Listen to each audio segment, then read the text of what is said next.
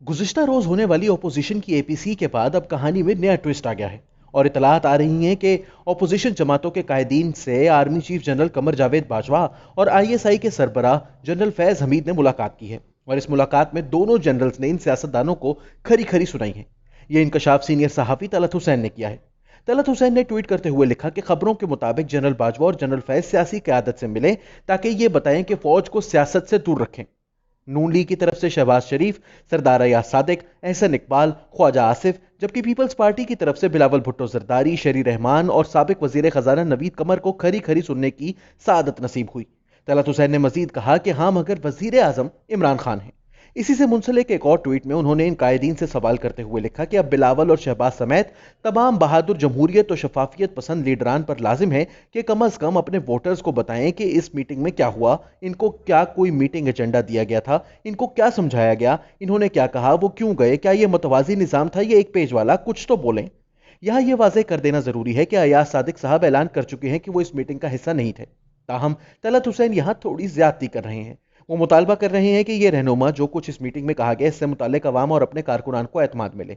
वो ये काम कैसे कर सकते हैं? पहली बात तो यह है कि इन तमाम लीडरान ने इस एपीसी में ऐसी कोई बात नहीं की जिस पर इनको डांटा जाता। जिन्होंने की वो तो इजलास में शरीक ही ना थे। दूसरी तरफ सीनियर सहाफ़ी कामरान खान है जिनके मुताबिक ये एपीसी गुज़िश्ता रोज होने वाली एपीसी से 2 रोज कबल हुई थी।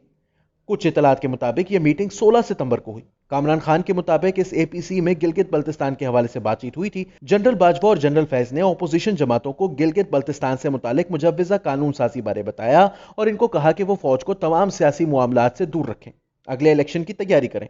कामरान खान के मुताबिक नवाज शरीफ को शायद इस इजलास के बारे में इल्म ना हो जो इन्होंने एपीसी में फौज पर इतनी शदीद तनकीद कर डाली, मगर वजीर आजम इमरान खान को न सिर्फ इस बारे में इल्म था बल्कि ये मुलाकात इनकी ख्वाहिश पर की गई।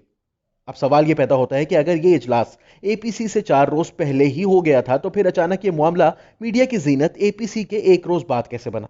क्या इसके पीछे चंद मखसूस कुव्वतें एक बार फिर कार्य फरमा है? क्योंकि याद रहे कि ये रिपोर्ट ARY और कामरान खान की जानिब से सामने लाई गई हैं जिनको मौजूदा हुकूमत के करीब समझा जाता है। आर्मी चीफ से भी मुलाकातें करते हैं और फिर आप कहते हैं फ़ौज का कोई सियासत में रोल नहीं होना चाहिए, क्या ये तजाद नहीं है?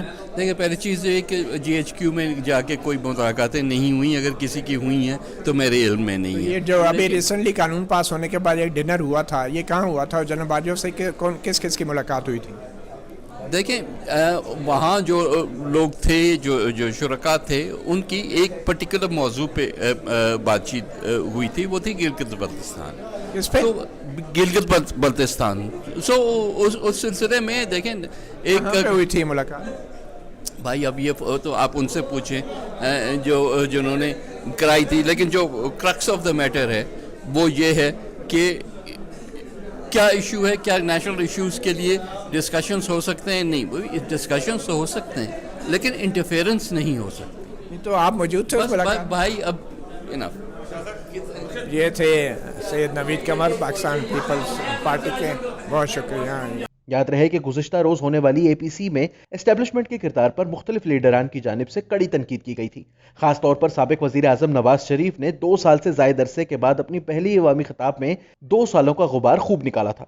नवाज शरीफ ने कहा कि वोट को इज्जत दो पाकिस्तान का अहम तरीन नारा है क्योंकि यहाँ सबसे बड़ा मसला ही यह है कि नुमाइंदा हुकूमतें इक़्तिदार में नहीं आती। 2018 के इंतखाबात में ऐसी कई नशिस्तों पर धांधली की गई कि जो ना की जाती तो मौजूदा हुकूमत कभी इक़्तिदार में ना आती। इस हुकूमत ने मईशत का बेड़ा गर्क कर दिया। 5.8% पर चलती GDP तरक्की को मनफी में ले गई। 1 करोड़ 20 लाख अफराद अपनी नौकरियों से जा चुके हैं। गैर नुमाइंदा हुकूमत की वजह से भारत को कश्मीर पर कब्जे की जुर्रत हुई और हम एहतजाज भी ना कर सके। दुनिया छोड़िए, अपने दोस्तों को भी अपना साथ देने पर आमादा ना कर सके। शाह महमूद कुरैशी ने अपने बयानात के जरिए पाकिस्तान के दोस्तों को नाराज किया। नवाज शरीफ ने खिताब करते हुए कहा कि नैब एक डिक्टेटर का बनाया हुआ इदारा था, इसे खत्म ना करना हमारी गलती थी, लेकिन हमने कभी सोचा ना था कि इसे इस तरह इस्तेमाल किया जा सकेगा। अपोजिशन के अरकान को झूठे मुकदमात में बंद किया जाता है। 2018 के सेनेट इंतखाबात से कबल एक मजमूम साजिश की गई।